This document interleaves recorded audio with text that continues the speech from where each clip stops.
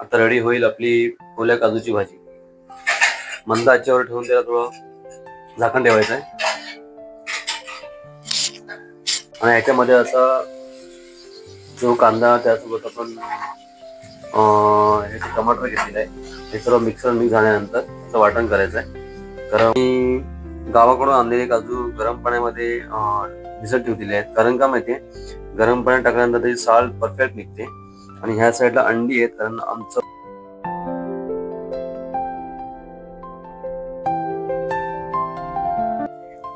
नमस्कार मंडळी, तुमचं स्वागत आहे आपल्या चॅनलच्या व्हिडिओमध्ये. तर आज आहे स्पेशल संडे आणि संडेसाठी आम्ही बनवतोय गावाकडची भाजी आहे, म्हणजे गावाकडची सध्या फेमस भाजी आहे काजूची. तर आजचा स्पेशल रेसिपी आहे काजूची भाजी आणि नक्कीच तुम्हाला ही आवडेल. आणि जी कोकणामध्ये काजू सध्या येतात, तर कोकणामध्ये एक म्हण आहे की कोकणी माणूस 1000-1200 रुपये किलोची भाजी खातो. म्हणजे सध्या 1000-1200 रुपये किलोनी भाजी विकली जाते पुऱ्या मुंबई शहरामध्ये किंवा सर्व ठिकाणी. कोकणी माझं एक मान आहे कोकणामध्ये. तर आजची आपण रेसिपी बनवणार आहोत काजूची भाजी, ओल्या काजूची भाजी बनवणार आहोत. तर नक्कीच तुम्ही ही व्हिडिओ लास्टपर्यंत बघा आणि व्हिडिओचा नक्कीच आनंद घ्या.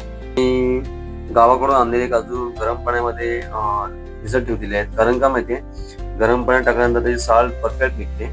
आणि ह्या साईडला अंडी आहेत, कारण आमचं प्लॅनिंग आज अंड्यामध्ये काजू बनवतो, ओल्या काजूची भाजी बनणार आहे.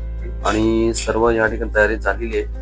अंडा पण त्याच्यामध्ये काही लोक सुट्टीमध्ये करतात, तर आमचा प्लॅन आज अंड्यामध्ये बनवायचा. आणि ग्रेव्ही असेल ना अंड्याची, अंड्याची ग्रेव्ही सोबत ओल्या काजूची भाजी. तुम्ही ही नक्कीच व्हिडिओ लास्टपर्यंत बघा.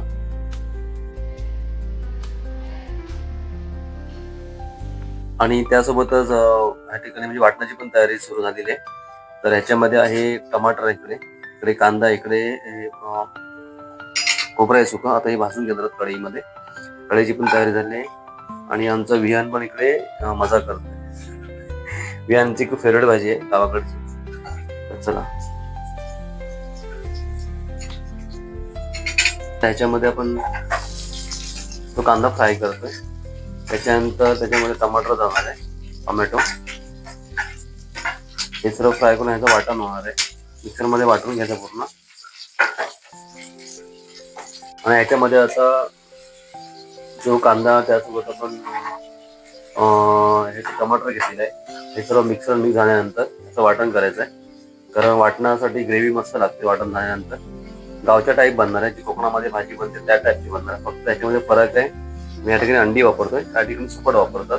अंड्यामध्ये पण खूप छान लागते रेसिपी. आणि इकडं मस्त त्याच्या साली सोलाव्या लागणार. आणि गरम पाण्यात टाकल्यानंतर काजूच्या ओल्या बिया साळ मस्त निघते आणि बिया मस्त एकदम हे दिसतात, टवटवीत दिसतात. तर ह्याचा मसाला वाटण झाल्यानंतर आपण रेसिपीला तयारी करूया, सुरुवात करूया. या ठिकाणी आता काजू सोलण्याचं काम झालेलं आहे, चाललेलं आहे. आणि काजू सोलून झाल्यानंतर रेसिपी होईलच. बघा ना, कोकणामध्ये कसे आपल्या गावाकडे आणल्यानंतर काजू सोलले जातं गरम पाण्यात ठेवून, अस्मिता सापडते या ठिकाणी. आणि बघा इकडे आता बिया येते, मस्त गावठी काजू आहेत. पण ऍक्च्युली असं माझं बेंगोला काजू नाही आहेत, ते आमच्या गावाकडचे काजू आहेत. ते म्हणजे गावाचे होतात रानटी काजू, ते काजू ह्या ठिकाणी आहेत. आणि गरम पाण्याचं कारण हेच आहे, कारण ते चिक वगैरे लागत म्हणून ते काजू सोडले जातात आणि लगेच ती साल निघते. त्यासाठी गरम पाण्याचा वापर काजूसाठी सोडण्यासाठी केला जातो. चला, तोपर्यंत बघत राहा आणि पुढे आपण तयारी चालू करू. तर मंडळी सुरुवात झालेली आहे. आपण याच्यावर तेल लागलेले आहे. त्याच्या पुढे ह्याच्यामध्ये हिंगा घेतलेला आहे सुरुवातीला. आणि आपल्या साईडला वाटण पण रेडी झालेलं आहे. आता इकडे पण तयारी झालेली आहे. आणि त्याच्यानंतर ह्याच्यामध्ये कढीपत्ता घेतोय. मस्त वाटण झालेलं आहे. मिक्स आपण मग ते पाहिलं आपण, ते पण तयारी झालेली आहे. हे कोणता आला पेस्ट नसून इकडे कोकणी पद्धतीने बनतंय. तर ह्याच्यामध्ये जे वातीचं वाटण आहे मगाशी ते आपण मिक्स केलेलं आहे.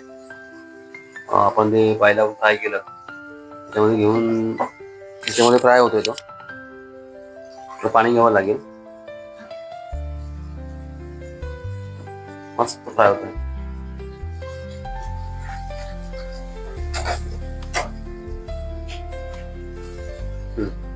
पूर्ण ग्रेव्ही टाईप बनवायचं आहे ओल्या काजूची भाजी. त्याच्यानंतर याच्यामध्ये हळद घेतलेली आहे. त्याच्यानंतर हे काय घेतलेलं आहे, धनिया बडीशेप घेतलेलं आहे. त्याच्यानंतर कोणता मसाला याच्यामध्ये? हा गरम मसाला याच्यामध्ये घेतलेला आहे. त्याच्यानंतर आपला कोकणी लाल तिखट मसाला येतोय. हा 2 चमच घेतोय, कारण थोडं कोकणी टाईप लागले पाहिजे. झालं पाहिजे तयार एकदम रेडी. आणि चवीप्रमाणे मीठ घेऊया. पूर्ण मसाला फ्राय होते. हे वाटण केलं मसाला त्याच्यामध्ये पूर्ण हे मसाले मिक्स करून घ्यायचे आहेत. त्याच्यानंतर हे आपलं मटेरियल 1 किलो ते आजार खातो आपण मुंबई शहरामध्ये. कोकणी काजू आज याच्यामध्ये साहित्य मिक्स करून घ्यायचं आहे. मस्त तकडक. तुम्ही लहान लहान पद्धतीने छोट्या पद्धतीने ते कट करू शकता, कारण त्याला एकदा एकत्र गेले तर दिसणार ना बरोबर, म्हणून आपण छोटे छोटे करून त्यात मिक्स करू शकतो अंड्यांचे.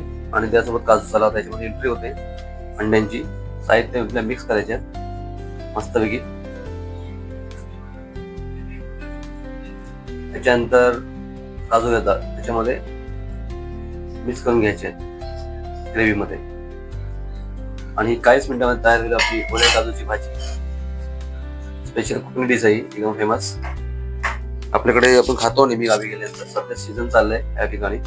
आमच्या इंदापूर भागामध्ये किंवा माणगाव भागामध्ये ज्या आदिवासी समाज ज्या लेडीज असतात, बायका असतात, त्या हवेला बसलेल्या असतात. त्या ठिकाणी खूप म्हणजे 100 बिया घ्यायला गेलो तर 200ला भेटत नाही. 1 ते 2 रुपयाला तिकडे शेकडा असतो. 200-250 रुपये आजच्यावर ठेवून त्याला थोडं झाकण ठेवायचं आहे.